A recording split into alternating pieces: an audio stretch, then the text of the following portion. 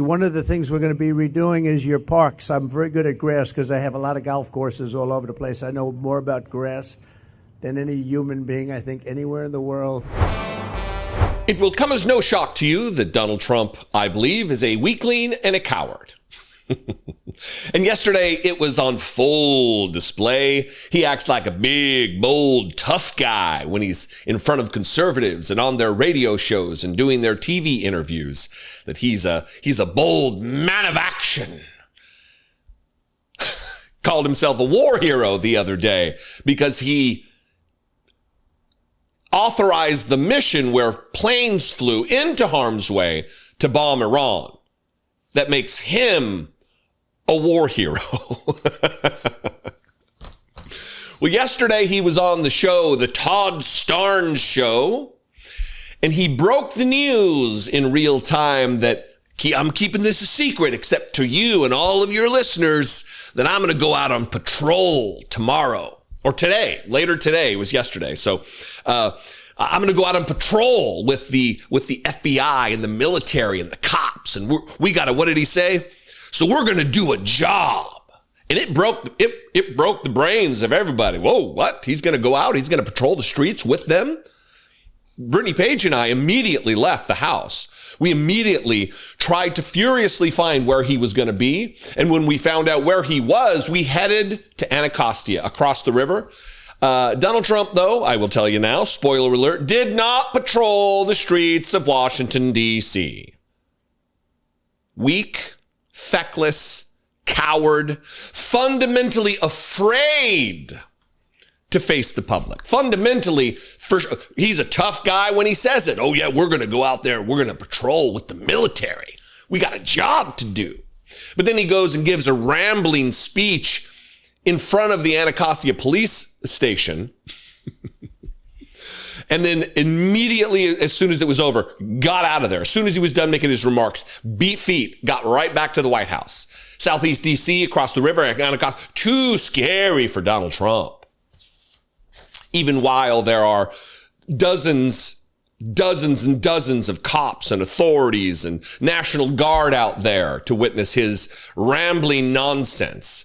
This is the moment, just to put everything in context and perspective for you, of him on Todd Starnes' show announcing the big secret that he was going to be patrolling the streets. And then we're going to get to the speech that he gave, the rambling nonsense, and the fact that he absolutely did not patrol anywhere. He ran back to the safety of the White House and his dozens of heavily armed guards, rather than patrolling the crime-ridden streets of Washington, D.C. The real people, though, even Democrats are calling me up saying, it's unbelievable. You know, it's been 4 days, right? And they said, it's unbelievable. And I'm going to be going out tonight. I'm going to keep it a secret, but I'm going to go. You're the only one that knows. You and your lots of listeners. You have a great show. You have a very successful show, by the way, in case you haven't heard that. But I'm going to be going out tonight, I think, with the police, and with the military, of course. So we're going to do a job. You heard him say it. I'm going to be going out tonight. I'm going to keep it a secret, but I'm going to go. I'm going to go, says the non-liar Donald Trump. You're the only one that knows, you and your lots of listeners. And then he rambles about what a great show he has. I'm going to be going out tonight. I think, there's the qualifier. I think with the police and with the military, of course. So we're going to be doing a job. Well, the job ended up being a goofy, rambling, nonsense, confusing speech from an octogenarian moron who wants to act like a tough guy when he is just a makeup-wearing president. Fox News, of course, wanted to help out.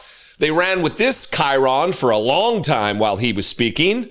Now, Trump on patrol in D.C., when that was nothing even close to reality. He was not patrolling. He was talking about lying while talking about all the people who are calling him. Even Democrats are saying, this is unbelievable what's happening. You've really fundamentally changed the city. It's Stupid. Talking about all of the phone calls he's definitely receiving. Oh, yeah. Very true. Very real that what you're getting ready to hear. We've had a great period of time, but I've never received so many phone calls thanking me for what we've done in Washington, D.C., from people that haven't gone to a restaurant literally in 4 years. And they said, you know, what you've done it's unprecedented, because what they said, it was just unsafe. We couldn't do it. We'd go out and you'd see the stories, you'd read the stories, you'd see all of the things that are happening. And they said, we couldn't stand it, sir. And now I take my wife and my kids to dinner. One of them said he's gone out 4 nights in a row, and he hadn't gone out for 4 years. So it's a great tribute to you. Yeah, that sounds very, very realistic, Donald Trump, that people are calling you, thanking you, people who have literally not gone to a restaurant in 4 years. Sounds very true. I was in a restaurant last night. I'm in a restaurant multiple times a week, unfortunately. And let me tell you, it's not 4 years since I've been in one. Last night, last week, the week before that, and the week before that, and the week before that. It went on, his rambling, where he's in this new era where he's telling the audience that are witnessing his ramble that that they are stupid, that they don't understand the things that he understands. In this moment, he kind of catches himself and says, yeah, you don't understand what I'm talking about. And then he's like, oh shit, yeah, I can't really call everybody morons. So he catches himself and says, well, nobody understands it. Nobody understands it because what you're saying is an abject lie. We didn't receive $17 trillion from Saudi Arabia. And if we did, it seems like a problem. Where's that money? How is it being accounted for? And why are we taking $17,000 billion from a funder of terrorism for the nation and the royal family that is responsible for 9/11? Why are we taking that much money from them? Listen to him ramble and also call the audience too stupid to understand what he's talking about. As far as the country is concerned, we're respected again. We had a country that was laughed at a year ago. They thought they couldn't understand what was happening, and it's about leadership. But we had a country that was a dead country in many ways. Went to Saudi Arabia. I went to Qatar. I went to UAE. We came back with $5.1 trillion of investment in this country, and we're over $17 trillion. Now, a lot of you don't know what that means. And nobody knows what it means because it's never happened before. In 5 months. Again, where's that money? $17 trillion. The money's not there. That's not a thing. No nation has pledged $17,000 billion to the United States for whatever. That's why it's difficult to understand. That's why nobody knows what it means. He continued his rambling, audience confused, bored, out of their minds, supposed to be on patrol, remember? And he starts talking about his genius, not about finances and the things that nobody knows what it means, but about grass. One of the things we're going to be redoing is your parks. I'm very good at grass because I have a lot of golf courses all over the place. I know more about grass than any human being, I think, anywhere in the world. And we're going to be regrassing all of your parks, all brand new sprinkler systems, the best that you can buy, just like the Augusta. It'll look like Augusta. It'll look like, more importantly, Trump National Golf Club. That's even better. But we're going to have all brand new, beautiful grass. You know, like everything else, grass has a life. Do you know that? Grass has a life. You know, we have a life and grass has a life. And the grass here died about 40 years ago. So we're going to be rebuilding all of your parks, and it's going to happen fast. It's going to go up like a miracle. So, landscaper in chief Donald Trump talks about regrassing, not resodding, not laying new sod, regrassing. The guy who is a self-described, he's very good at grass. I know more about grass than any human being, and then uses the wrong term to describe the action that he's describing. And of course, the emperor's nakedness is not nakedness. It is beautiful, luxurious garments.